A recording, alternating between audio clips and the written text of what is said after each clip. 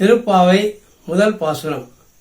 மார்கழி திங்கள் மதி நிறைந்த நன்னாளால் நீராடப் போதுவீர் போதுமினோ நேரிழையீர் சீர்மல்கும் மாய்பாடி செல்வச் சிறுமீர்கால் கூர்வேல் கொடுந்தொழிலன் நந்தகோபன் குமரன் ஏறாத கண்ணி யசோதை இளஞ்சிங்கம் கார்மேனி செங்கன் கதிர்மதியம் போல்முகத்தான் நாராயணனே நமக்கே பறை தருவான் பாரோர் புகழ பரிந்தேலோர் எம்பாவாய். இனி இப்பாடலின் விளக்கத்தினை நாம் காண்போம். கிபி 6ஆம் நூற்றாண்டு தொடங்கி 9ஆம் நூற்றாண்டு வரை உள்ள காலத்தை தமிழில் பக்தி இயக்க காலம் என்பர். இக்காலத்தே நாயன்மார்களும் ஆழ்வார்களும் வாழ்ந்து பக்தி பாடல்களை பாடி மக்கள் சமுதாயத்தில் ஒரு மறுமலர்ச்சியினை ஏற்படுத்தினர்.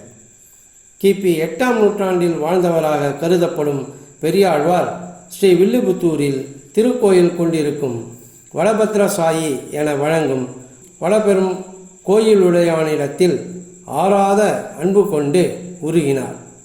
இவ்வாழ்வாரின் வளர்ப்பு மகளே கோதை என்றும் சூடிக் கொடுத்த சுழற்குடி என்றும் ஆண்டாள் என்றும் அன்போடு அழைக்கப்பெறும் திருப்பாவை பாடிய கோதை நாச்சியார் ஆவார்.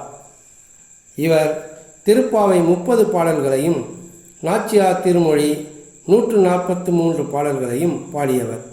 பாவையர் பாவை பிடித்து வைத்து கொண்டாடிய பாவை நோன்பை ஒட்டி திருப்பாவை என்னும் பிரபந்தம் தோற்றம் கொண்டுள்ளது. இதனால் பாவை பாடிய பாவை என்றும் ஆண்டாளை குறிப்பிடலாம். பாவை பிரபந்தத்தின் உள்ளீடாக மழை பெய்து நாடு செழித்தலும் நோன்பு இருக்கும் மகளிர் நல்ல கணவனை அடைதலும் ஆகிய இரு பொருள்கள் ஏற்றம் கொண்டுள்ளன.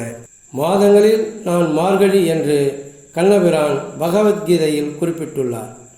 எனவே மார்கழி மாதம் தனிச்சிறப்பு வாய்ந்த மாதம் என்பது புலப்படுகின்றது. வைணவ சமய பேருண்மையினை வெளிப்படுத்தும் பிரபந்தமாக ஆண்டாள் திருப்பாவையினை இயற்றியுள்ளார். கண்ணனுக்கு ஆட்பட்டு நெருங்கிய நேயம் கொண்டு ஒவ்வொருவரும் தமக்கு இயந்த முறையில் தொண்டு செய்து திருமாலின் திருவடிப்பேற்றிற்கு ஆளாக வேண்டுமென்று அவனருளாலே அவன் தாளை வணங்கி துதித்து நிற்பதே திருப்பாவையின் உட்பொருளாகும். ஐந்தும் ஐந்தும் அறியா மானிடரை வையம் சுமப்பதும் வம்பு என்னும் மொழி திருப்பாவையின் ஏற்றத்தை எடுத்துரைக்கும்.